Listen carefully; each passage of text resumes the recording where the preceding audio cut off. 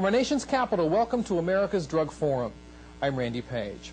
We depart today from our normal format to take the opportunity to speak at length with one of the nation's most influential thinkers of the 20th century, Professor Milton Friedmann.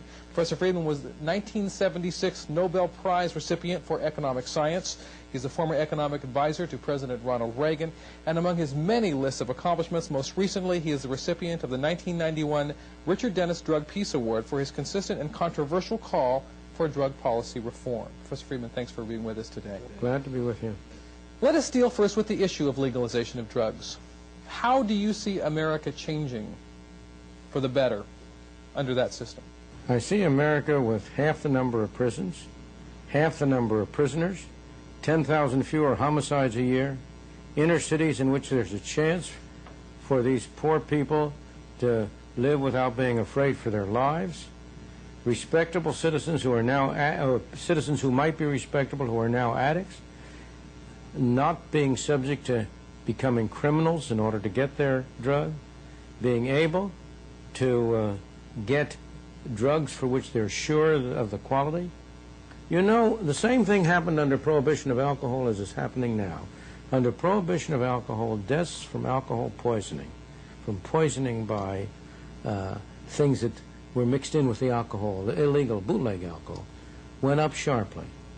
Similarly, under drug prohibition, deaths from overdose, from adulterations, from adulterated substances have gone up. How would legalization adversely affect America, in your view? The one adverse effect that legalization might have is that there very likely would be more people taking drugs. That's not by any means clear.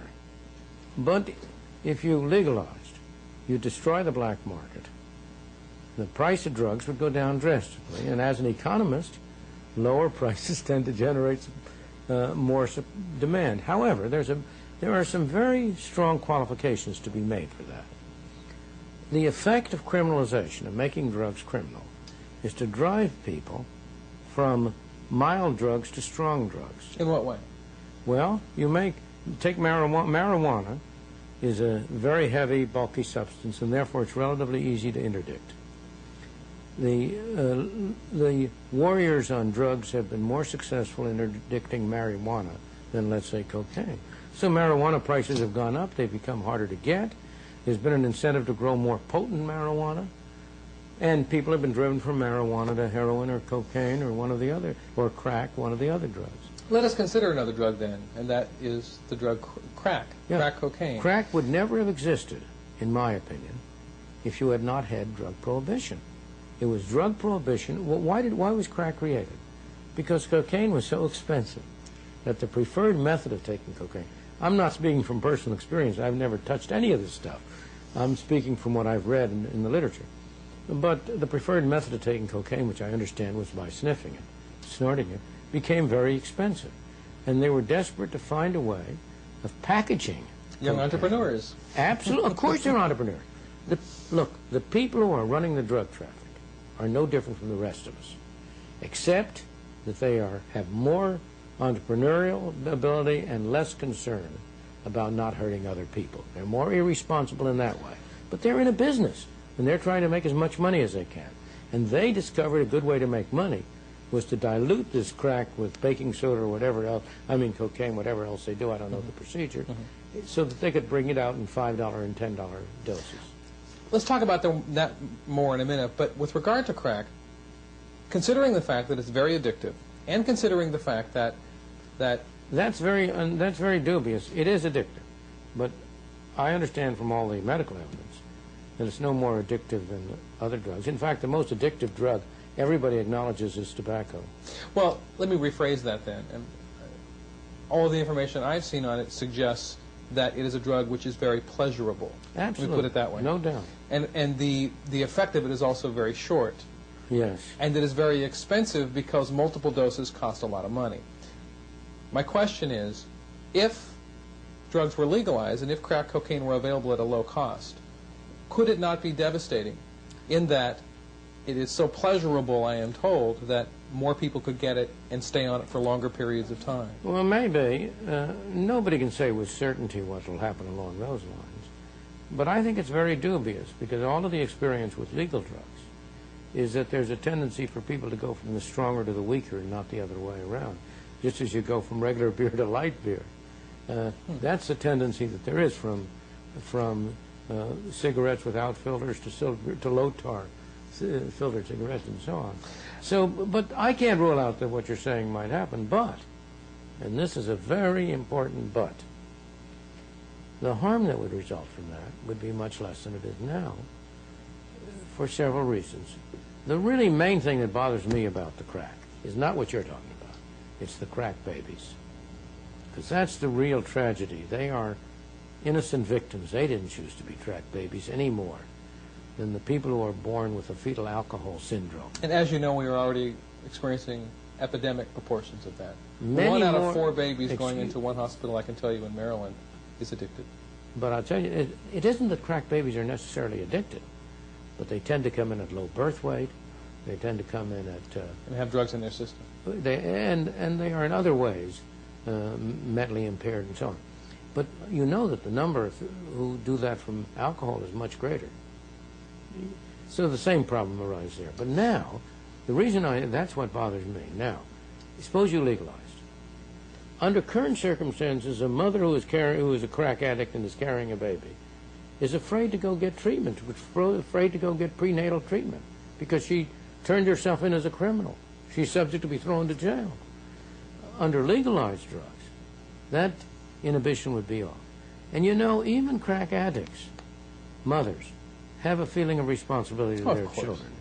And I have no doubt that under those circumstances, it would be possible to have a much more effective system of prenatal care, a much more effective system of trying to persuade people who are on drugs not to have children or to go off drugs while they have children. Let us turn to the early genesis of your belief that the drug laws may not be working the way the nation would hope them to. Tell me about the elements that you saw early on that changed your mind or changed your way of thinking. Well, I'm not saying changed. I would rather say formed my way of thinking, because I do not recall at any time that I was ever in favor of prohibition of either alcohol or drugs. I grew up, I'm old enough to have lived through some part of the Prohibition era. And you remember it? I remember. I remember the occasion when a fellow graduate student at Columbia from Sweden wanted to take me downtown to a restaurant where we had a Swedish meal and introduced me to the Swedish drink aquavit. This was a restaurant at which this Swedish fellow had been getting aquavit all during Prohibition. They had been selling it to him. And this was just after the repeal of Prohibition. And we went there, and he asked them for some aquavit. He said, "Oh, no, we haven't gotten our license yet." And finally, he talked to them in Swedish and persuaded them to take us into the back where the kitchen where they gave us a glass of aquavit apiece. Now, that shows the absurdity of it. During Prohibition, when I was a teenager, Prohibition was repealed in 1933 when I was 21 years old. So I was a teenager during most of Prohibition. Alcohol was readily available. Bootlegging was common. Any idea that alcohol prohibition was keeping people from drinking was absurd. There were speakeasies all over the place, but more than that. We had this spectacle of Al Capone, of the hijackings, of the gang wars. Anybody with 2 eyes to see. Again, I wasn't a great imbiber of liquor. I may have gone to a speakeasy or so, I don't remember, but I'm not saying I didn't. But I wasn't an alcoholic or anything. Anybody with 2 eyes to see could see that this was a bad deal, that you were doing more harm than good. Now, in addition, I became an economist. And as an economist, I came to recognize the importance of markets and of free choice and of consumer sovereignty, and came to discover the harm that was done when you interfered with them. As a matter of fact, there was no very extensive attempt. The laws against drugs were passed in 1914. But there was no very great enforcement of it. That was the Harrison Act? The Harrison Act. Yeah. There was no very great enforcement of it until after World War II, by which time I had been able to see the harmful effects of price control, of rent control, of other attempts for government to interfere with market things. So it never occurred to me. Was there any single, excuse me, was there any single event, anything you happened to witness that made an impression upon you, or was it? No, there was no single event. It was a cumulative effect. Of course, you know that there are those who say that Prohibition shows us that when Prohibition was over with, alcohol prohibition, that consumption dramatically increased, and that it would be a... I beg your pardon. That's simply not true. That's not a fact. What is true... It has been argued. That has been argued. Well, you got to stop. You have statistically reported figures in the books on the amount of alcohol consumed. That went up sharply right after Prohibition. But that was illegal alcohol consumption. If you take, as I have done, a chart of alcohol consumption before and after Prohibition, alcohol consumption after Prohibition came back roughly to where it was before. And over the course of the period since then, if anything, alcohol consumption has been going down, not in absolute terms, but relative to the population and relative to the growth of income. For a time, it went up rather slowly, along with income, except with one exception. During World War II, it shot way up.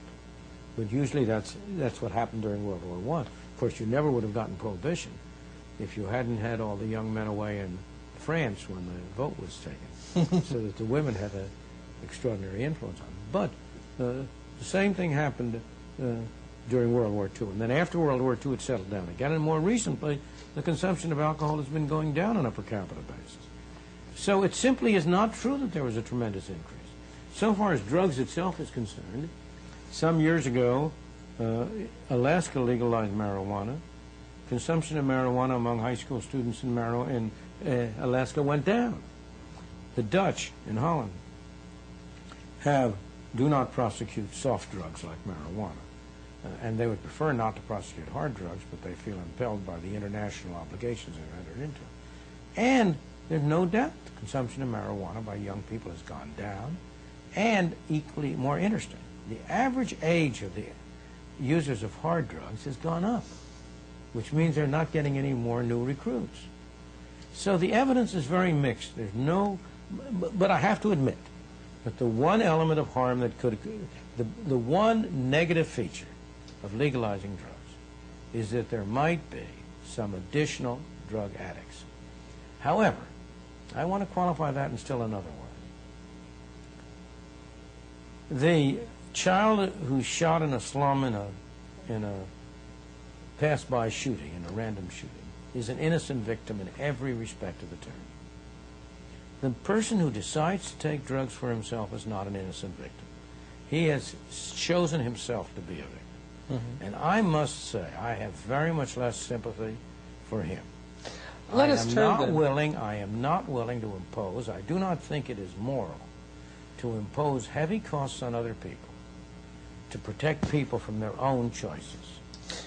For us to understand the real root of those beliefs, how about if we just talk for a minute about free market economic perspective, that perspective, and how you see the proper role of government in its dealings with the individual? The proper role of government is exactly what John Stuart Mill said in the middle of the 19th century in his essay On Liberty. The proper role of government is to prevent other people from harming an individual. Government, he said, never has any right to interfere with an individual for that individual's own good. Look, if you're right, the case for prohibiting drugs is exactly as strong and as weak as a case for prohibiting people from overeating. We all know that overeating causes more deaths than drugs do. Why isn't it perfect if it's in principle okay for the government to say you must not consume drugs because they do you harm? Why isn't it all right to say you must not eat too much because you do harm? Why isn't it all right to say you must not try to go in for skydiving because you're likely to die? Why isn't it all right to say, oh, skiing, that's no good, that's a very dangerous sport, you'll hurt yourself? Where do you draw the line? Well, I would bet that former drug czar William Bennett, some other folks along those lines, would probably suggest that the present sale and distribution of illegal drugs is in fact an enterprise which harms another person, and the government has to step in to protect the vulnerable. It does harm a great many other people, but primarily because it's prohibited. There are an enormous number of innocent victims now. You've got the people who are whose purses are stolen, who are bashed over the head by people trying to get enough money for their next fix. You've got the people killed in the random drug wars. You've got the corruption of the legal establishment. You've got the innocent victims of the taxpayers who have to pay for more and more prisons and more prisoners and more policemen. You've got the rest of us who don't get decent law enforcement because all the law enforcement officials are busy trying to do the impossible problem. And, not last but not least, you've got the people of Colombia and Peru and so on. What business do we have destroying and leading to the killing of thousands of people in Colombia because we cannot enforce our own laws? If we could enforce our laws against drugs, there would be no market for these drugs. You wouldn't have Colombia in the state it's in. In a very important sense, is it not true that the entire discussion here, the entire drug problem, is an economic problem? No, it's not an economic problem at all. It's a moral problem. In what way? The economics part of it is, I'm an economist, but the economics problem is strictly tertiary. It's a moral problem. It's a problem of the harm which government is doing. Look, I have estimated statistically that the prohibition of drugs produces, on the average, 10,000 additional homicides a year. It's a moral problem that the government is going around killing 10,000 people.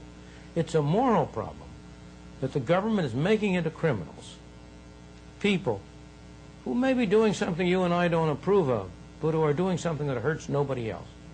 Most of the arrests for drugs are for possession by casual users. Now, here's somebody who wants to smoke a cigarette, a joint, a marijuana cigarette. If he's caught, he goes to jail. Now, is that moral? Is that proper? I think it's absolutely disgraceful that our government, supposed to be our government, should be in the position of converting people who are not harming others into criminals, of destroying their life, putting them in jail. I don't see, that's the issue to me.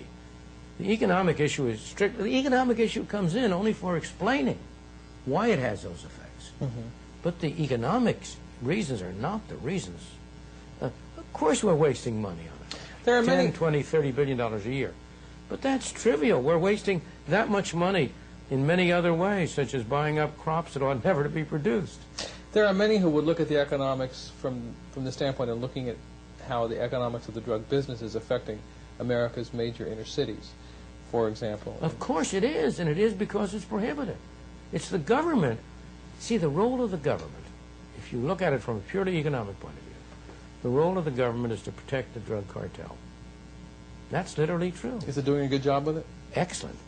What do I mean by that? In an ordinary free market business, let's take potatoes, beef, anything you want, there are thousands of importers and exporters. Anybody can go into the business. But it's very hard for a small person to go into the drug importing business because our interdiction efforts essentially make it enormously costly. So the only people who can survive in that business are these large meddling cartel kind of people who have enough money so they can have fleets of airplanes, so they can have sophisticated methods, so on. So in effect, in addition to which, by keeping goods out, and by arresting, let's say, local marijuana growers, the government keeps the price of these products high. So what more could a monopolist want? He's got a government who makes it very hard for all his competitors and who keeps the price of his product high. It's absolutely heaven. Of course, you know that there are conspiracy theorists who suggest it's there for a reason, and that's because governments are in cahoots with the drug traffickers. You wouldn't say that. I don't say that at all. You know, over and over again in government policy, good intentions go awry. And the reason good intentions go awry is because you're spending somebody else's money. Many would say that a lot of your theories are grounded in the notion of personal interest, that it's in individuals, if it is in an individual's personal interest to do something, he or she will do that. Absolutely. That's not a theory. As you know, some people would say that... That's not a theory. There's nobody who will deny it. Okay. Is there anybody who will deny that you can expect every person to pursue his own personal interest? Now, those personal interests don't have to be narrow. Mother Teresa is pursuing her own personal interest just as much as Donald Trump is pursuing his. But they're both pursuing their personal interest. some would say that that notion, that personal interest is what propels societies as well as people, is a heartless philosophy, and that the underclass would not fare well under that kind of a notion. You've heard that before. Yes, of course, but the evidence is so overwhelming. The only countries in the world in which low-income people have managed to get a halfway decent level of living are those which rely on capitalist markets. Just compare the quality of life, the level of living of the ordinary people in Russia and the ordinary people in, I won't say the United States, but in France, in Italy, in Germany, in England, or in Hong Kong. Compare Hong Kong with mainland China. Hong Kong, the question is, every society is driven by personal interest. Mainland China is driven by personal interest. The question is, how is personal interest disciplined? Mm-hmm. If the only way you can satisfy your personal interest is by getting somebody that other people want to pay for, or by forcing it down other people's throats at the point of a gun, I suppose. If you can do it extreme. At the extreme, but that won't get their cooperation. You may be able to kill them. You may be able to take their wealth, but it won't create any more wealth. So the only societies which have been able to create broadly based relative prosperity have been those societies which have relied primarily on capitalist markets. That's true whether you take Hong Kong versus mainland China, East Germany versus West Germany, Czechoslovakia before World War II and currently. You cannot find a single exception to that proposition. So that Adam Smith put it best over 200 years ago when he said, the pursuit of people who intend only to pursue their self-interest are led by an invisible hand to promote the public interest, even though that was no part of their intention. Mr. Ford did not develop the Ford car for the public interest. He did it for his private interest. But Adam Smith also saw a role for government. He also saw, for example, in the administration of justice, didn't he? So do I. I am not a zero government person. I think there is a real role of government, and one of the reasons I object to so many of the things that government has gotten into is that it prevents government from performing its proper role. But here, a basic role of government is to keep you from having your house burgled, to keep you from being hit over the head. And because so large a fraction of our law enforcement machinery is devoted to the war on drugs, you haven't got that kind of safety. But of course, there is clearly the argument that if the police come and pick up a person who is addicted to a drug and does not have the money to buy those drugs, then they're also taking a potential burglar off the street who's going to come and get my house, right? They are, but there'll be more of them coming on, as we know. And besides, what are you going to do with them? Are you going to house them? Half of all those, or more than half, the majority of those people who are arrested are simply arrested for possession. They're casual users. The people who really create the havoc on the streets are as much the people engaged in the drug war, and they're engaged in the drug war only because it's illegal. It's a repeat of prohibition. Let us turn in the final few minutes then to specifically what your vision is then. Under your system, if you could make a wish and have it come true, what system would that be? How would you legalize drugs? How would you go about doing that? I would legalize drugs by subjecting them to exactly the same rules that alcohol and cigarettes are subjected to now. Alcohol and cigarettes cause more deaths than drugs do by far, from use. But many fewer innocent victims. The major innocent victims in that case are the people who are killed by drunk drivers. And we ought to enforce a law against drunk driving, just as we ought to enforce a law against driving under the influence of marijuana or cocaine or anything else. But I would, as a first step at least, treat the drugs exactly the way we now treat alcohol and tobacco, no different. You know what Representative Charles Rangel would say? Charles Rangel, I have heard Charles Rangel. He's a demagogue who has no relationship between what he says and the interests of his own constituents. His own constituents, the people he served, are among the people who would be benefited the most by legalization of drugs. I say that only because Rangel is pursuing his own self-interest. Forgive me for throwing out a name, but I just wanted to mention one typical response to that would be that if you treat it like alcohol, you're talking about full-page ads in magazines with cocaine. You're talking about television advertisers. You're talking about buying cocaine at the ballpark. I beg your pardon. Television advertising is forbidden today for alcohol. For hard liquor. That's true. For hard liquor. And I say treat this the same way as you would treat alcohol. So presumably such ads would be forbidden for this. But of course, in any event, I'm not prohibiting anybody from reading Mr. Rangel, and his ideas are at least as dangerous as those full-page ads you're talking about. What scares you the most about the notion of drugs being legal as Nothing like scares alcohol? me about the notion of drugs being legal. Nothing. What scares me is a notion of continuing on the path we're on now, which will destroy our free society, making it an uncivilized place. There's only one way you can really enforce the drug laws currently. The only way to do it is to adopt the policies of Saudi Arabia, Singapore, some other countries adopt, in which a drug addict is subject to capital punishment, or at the very least to having his hand chopped off. If we were willing to use penalties like that, well, would that be a society you'd want to live in? Last question. You have grandchildren. Absolutely. You have a 2-year-old granddaughter? Yes. And her name is? Her name is Becca. Becca. When you look at Becca, what do you see for her and for her future? That depends entirely on what you and your fellow citizens do to our country. If you and your fellow citizens continue on moving more and more in the direction of socialism, not only inspired through your drug prohibition, but through the socialization of schools, the socialization of medicine, the regulation of industry, I see for my granddaughter the equivalent of Soviet communism 3 years ago. You firmly believe that drugs in this country should be legalized? What have we been talking about for a half I say that as a concluding statement to just simply say in conclusion that we have heard for the past half hour exactly why Professor Friedman believes that drugs should be legal in this country. Are there good reasons? You be the judge. I'm Randy Page in Washington. Thanks for joining us.